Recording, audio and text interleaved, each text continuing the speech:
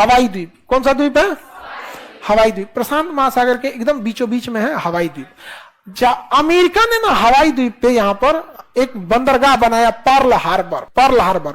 और यहाँ उसने बड़े बड़े लड़ाकू जहाज तैनात किए, सब पूरे बेस बना दिया। 100-200 लड़ाकू जहाज तैनात किया लड़ने के लिए। नेवी की जहाज तैनात किया लगभग 120 की संख्या में। आज भारत की नौसेना में 120 को जहाज है। उस समय अमेरिका की एक बेस पर इतनी नौसेना की जहाज थी, सब डिस्ट्रॉयर, लड़ाकू जहाज, पनडुब्बियां थी, सब इस पे थी। अब जापान को लगा कि अरे भाई साहब ये तो इतना खतरनाक है, अमेरिका इतना खतरनाक हो गया यहाँ। तो जापान ने कहा कि हम लोग भी जहाज बनाएंगे, हम लोग भी पानी वाली जहाज बनाएंगे, पनडुब्बी बनाएंगे। तो उसके इंजीनियरों ने कहा, तो रिपोर्ट आई जापान के पास कि जिस रफ्तार से हम लोग जापान बना रहा है, अपनी नौसेना को बढ़ा रहे हैं, अमेरिका की बराबरी करते में 40 साल लग जाएगा। तो जापान ने कहा एक काम करते हैं, अमेरिका के कुछ जहाज मार के गिरा देते हैं, 200-250 जहाज मार के गिरा देते हैं, तो हम आज ही उससे 40 साल आगे हो जाएंगे। Well done, well done, well done. Japan वालों ने क्या बोला? Well done. गजब प्लान बनाया, 1 घंटा में प्लान बन के रेडी। और 1 महीना का टारगेट दिया गया, कहा गया कि जब अमेरिका को तबाह कर देना है, अमेरिका को तबाह कर देना। तो अमेरिका का सबसे ज्यादा जहाज कहां था?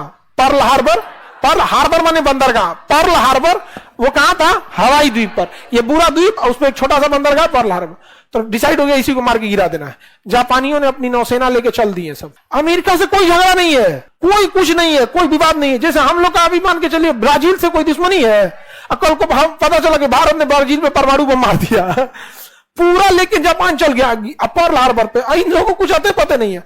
और जापान में ना यहाँ पे लड़ाकू जहाजें उड़ान भरी और सबको फिक्स था कि कौन जहाज जाएगी और किस जहाज पे बम गिराएगी। धड़ाधड़ सुबह 7 बजे से बम गिराना चालू किया सब, और 10 बजते बजते पूरा पर्ल हार्बर तबाह कर, खत्म हो गया, पूरा तबाह कर दिया पर्ल हार्बर। अमेरिका कह रहा है कि काहे मारा रे? तो जापान ने कहा कि तुम इतना आगे निकल गए थे, हमारा इंजीनियर कह रहा है तुम्हारी बराबरी करने में 40 साल लगेगा, हम आज तुमसे 40 साल आगे निकल, मार के गिरा दिए, तुम्हारी नौसेना खत्म।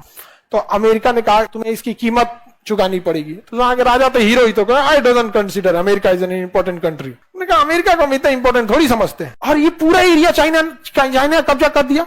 ये पूरा एरिया किसने कब्जा कर लिया? जापान। अंडमान निकोबार भी कब्जा कर लिया, जापान ने कब्जा कर लिया यहाँ। तो सुभाष चंद्र बोस जापान से जाकर दोस्ती कर लिए, कहे कि आप काहे मारने आइएगा, आप इधर बिजी रहिए, हमको हथियार दीजिए, हम मारते हैं अंग्रेजों को। तो सुभाष चंद्र बोस ने किसको मारा? अंग्रेजों को। यहाँ मार के ध्वजी उड़ा दिए। अमेरिका गुस्सियाया, अपने इंजीनियरों को कहा ये सुन रहे सब इंजीनियर, बड़का बम बनाओ। कौन बम बनाओ? बड़का बम बनाओ। अब 1950 तक